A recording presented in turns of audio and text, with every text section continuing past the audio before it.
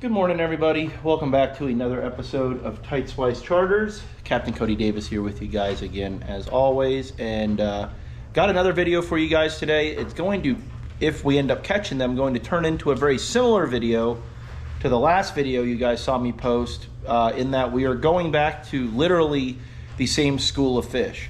The difference is, I believe since then there's been more that have shown up, and they've definitely gotten bigger. So that last video I posted was basically me going out fun fishing for the day. I ran across that big school of schoolers, and I knew I had a trip the next day. So that was kind of me just getting out and doing my homework, preparing for a customer to come out, because I hadn't been on the lake in a while. You guys knew that. So I was happy I found those fish. Me and my customer went out yesterday. Great guy named Jeff. Jeff, if you're watching, had an awesome time, and it was probably one of the best guide trips I've ever had. I've had guide trips where we catch more weight. Okay, I've had, where we've had people get lucky and catch that 33, 34 pound bag, which is insane. We didn't get quite there, but excuse me, we just skimped under the 30 pound mark. We probably had between 28 and 29 pounds. And no joke, we were touching 3 digits of how many fish we caught. I don't think we quite hit 100, but we were definitely over 80, and we might have been over 90. We just caught them from start to finish, and we left a ton of them out there. So had a ton of fun, caught them on really anything we wanted to throw, and had them to ourselves. So I called Breezy on the way home yesterday, and said, me and you are going out there tomorrow. So we were gonna get out there early. Some things happened, so we're not out there first light, but Kelly is, and Kelly said no one's catching a damn thing. So I don't think they've fired off yet. Looking at my flag out front, it's definitely not blowing yet, and that wind is definitely key. So hopefully we get out there right in time. We can slide into my spot, and hopefully we film an awesome video for you guys. So Breezy hasn't been on the lake since September, so a year. So I got the first order of business is going to be teaching her how to throw a bait caster again. That's her look she gives me. And we got to go drop Lake off to my mother-in-law. And Lake is trying to, well, Lake, what are you doing? Your Crocs are cool, man. Hey, his favorite thing to do is come annoy this dog when this dog is eating. This dog's 5 times Lake's weight, but Lake's not scared. Right, Lake? Is that Moosey? Dad, this dog is a wuss. Look at these teeth on this thing, guys. Look at the teeth on this puppy. And check out my bass jammies. They're not gonna catch anything. All right, we're gonna go drop him off. We're dropping you off. We're gonna go swimming. We're going swimming. We're going fishing. Yeah, say bye to Moose. All right, I'll get in touch with you guys when we get out there.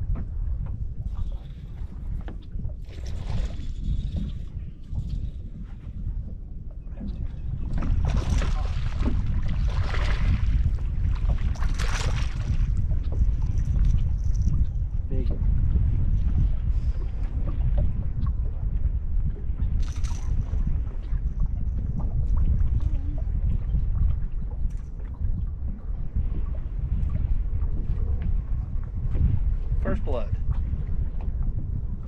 200 more to go. These fish are not schooling or doing anything like they were doing yesterday. I don't know if they've moved. I don't know if they're really pressured. I mean, me and my customer, we beat them up pretty damn good yesterday. But Kelly's out here with his son, and oh, Breezy's got one. Never mind.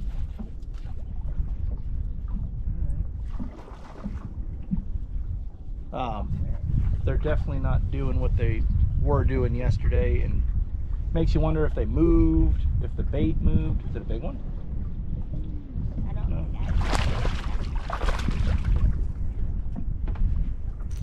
Bigger than yours? Bigger than mine. A bunch of factors. You know, they fed like crazy yesterday. It's a good one. So they might just be full. They might be, the bait probably moved around, but the deal is it was pretty calm this morning. No clouds. We're just now starting to get a good wind and some clouds, so they might just feed later. The day I found them, I think I might have said to you guys already, I came through here twice, and then it wasn't until later in the afternoon to where they really started feeding. So we'll see. Those are the first 2 bites, and we're just, Breezy pointed out, we're starting to see gar roll, some Plecostomus come up and gulp air. The birds are moving a little more, and a lot of people, I think, overlook that a ton. It definitely makes a big difference. So we'll see. He took off when he did it. Really? Yeah. And so she said when that bite, he ate it and hauled ass with it, which typically means there's a group of them there and they're trying to get it away from them. So, oh, I saw the rod take off. All right. Got the worm. All right. Hopefully we start getting into them here.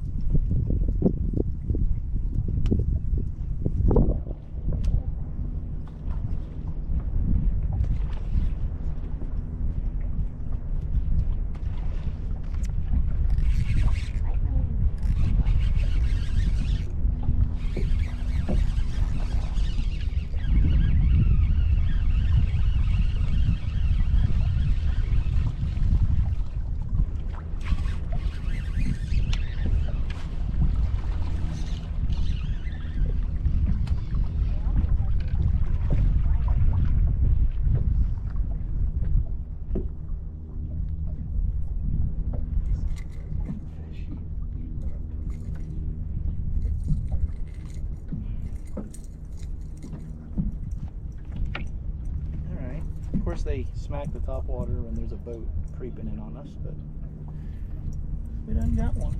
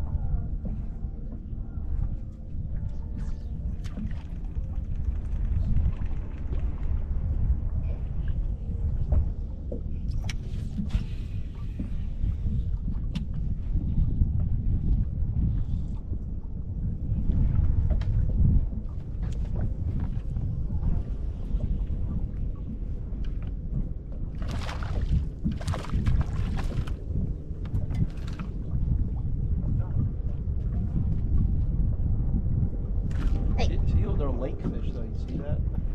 Pretty as hell, all of them. Well, they'll catch a couple there.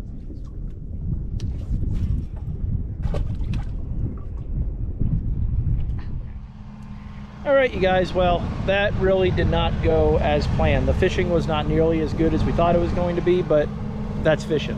I think Breezy probably caught a dozen or so. I probably caught 7 or 8. Never got a big bite. The wind never picked up like we anticipated it was going to, so that the bait never really got pushed around. The fish were definitely there. You could see them coming up and striking, you know, just here and there throughout the morning. But I think they were probably fed up from yesterday. We beat on them pretty hard yesterday, and there was 3 or 4 other boats in there today as well with us. So they were kind of getting pressured, and they were just really educated fish when it came down to it. Kelly did catch one that was pushing 6 pounds. He was just off to our side there. I don't know if you guys saw him in the video or not. Him and his son were out there, and he did end up catching one big one. So either way, it was fun just to get out there for a couple hours and catch a few fish. But we came home to some work being done in the yard. Ed is here working away on the machine and just starting to just really do some outline work on this pond. You guys can kind of see we didn't want just a perfectly circular or square pond. We wanted some contour there, so you know, you can see there we've got like kind of a pocket out shooting to the side there. We got one here. We're gonna have a little bit of a cubby here, or a pocket, and he's just going through and kind of outlining the deal now. So I believe he's going to outline the entire thing, and then he'll really get in there and start scraping away a lot of muck, and then it'll be time to break through the cap rock. We might have to expand the pond slightly beyond what we anticipated, because, you know, thinking back on it, once we break through that cap rock, the water line isn't going to come up much higher than the cap rock. So we might need to slope it a little bit more, and we might have to go down a little bit deeper than we anticipated also. But either way, he is working along and making a lot of progress here. It's coming along. Not only is it coming along faster than I thought, someone with no knowledge of how any of this stuff works, it's coming along faster than I anticipated, and he's really good on that machine. So our yard is not a complete disaster. Obviously, you know, this doesn't look too great right here as of right now, but once they start leveling this and sloping it and scraping it off, that's all it takes. They're just kind of letting this sit so that it dries out more, you know, and then it'll spread much easier. But this is coming along. So I'm sure I'll check back with you guys in a couple of days to give you guys an update. But he's moving dirt, scraping dirt, making progress. Super excited for that deal. I just, like I said, for a while when me and Breezy first got married, we were staying on our parents' property down the street. Any of you that have been following me since the beginning know that. And I just loved having my father-in-law's little pond out there, coming home with shiners, throwing the shiners to the fish, occasionally fishing for the fish in the pond, just, you know, putting cattails out. And it's a super cool deal. So it'll be really nice when everything is said and done. At the end, we'll have kind of a sloped bank right here off of our driveway, right out of our garage, put some lawn chairs out, and when it's not 650 degrees in the afternoons and the mosquitoes aren't horrible, once we get into fall and winter, it'd be nice to just sit down there by the water's edge and enjoy a margita or some kind of rum drink or something like that. So that's about it. That's your update. Didn't really catch a bunch of fish, but it was nice to get out. First time me and Breezy have fished together since, I don't know, a few months ago. And we're gonna go in and go make some lunch. We're both starving. So I guess I'll update you guys on the pond in just a few days. All right, guys, hopefully you can hear me. I came out here to give you guys an update. This is the following day from yesterday when we got back from fishing. And I figured Uncle Ed had gone home for the day, but he's still here slaving away on the backhoe. So he's just moving right along with this thing. So he's just going down the far north end of what the pond's gonna be, and it's coming out awesome. I mean, just the slight slope and everything we were talking about. He's damn good on that machine. I would have made it about 3 feet and definitely costed ourselves, I don't know, a few $1,000s in damages by now. But he's definitely moving along. It's coming along quicker than I thought, but he tells me and tells us this is probably the easiest step, is just scraping this away. You got one chance to do it right, and then he's gonna start breaking through this cap rock, and that's when the real fun's gonna start. But until then, We're getting ready to go down to the in-laws house to eat some food, but we decided we'd let Lake have a little bit of fun in the mud. So here we go.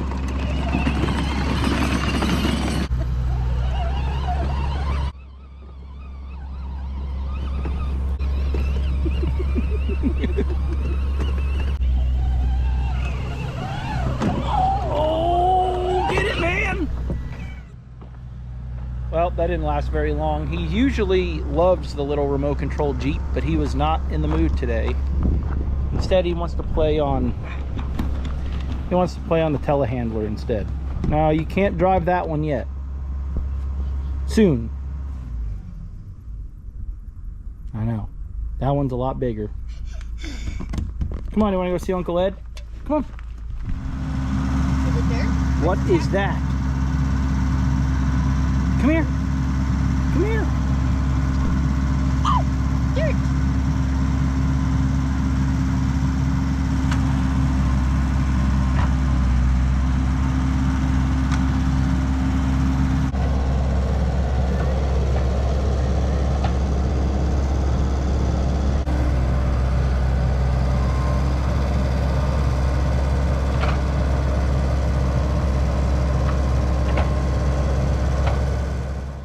Alright, you guys, we're up here on what'll end up being the far bank of the pond. You guys can probably see the road right there behind me, and this will kind of give you an idea as to what the size of this thing is going to be here.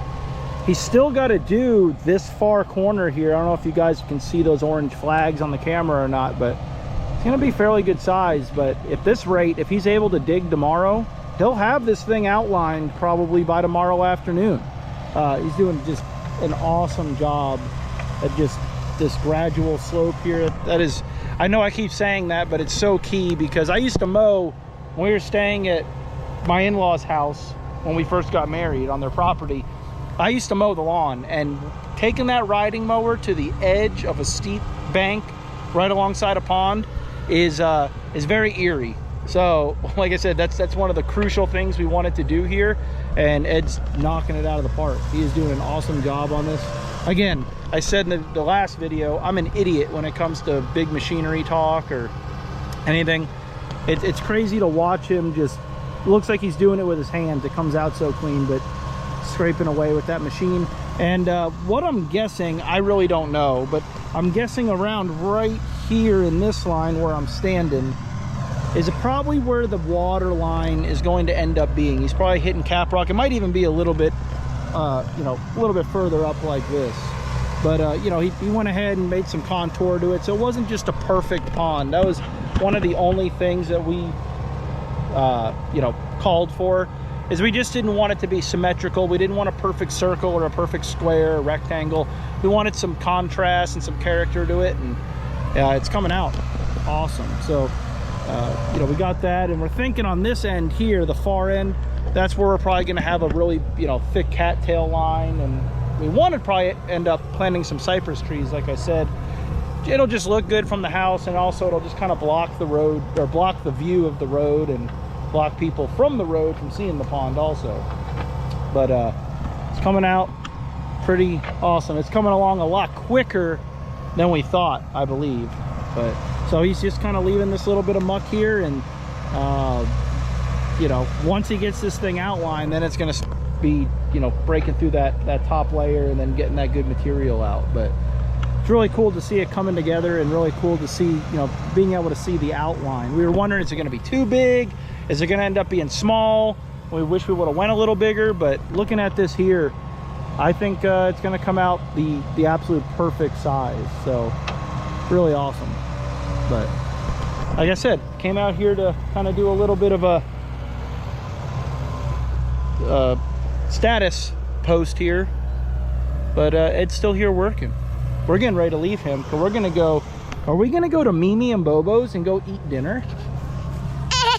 Oh, don't cry. That's a nice shirt you got there. Yeah, that guy does not know how to catch any fish. I taught him everything he knows. This is my orange flag.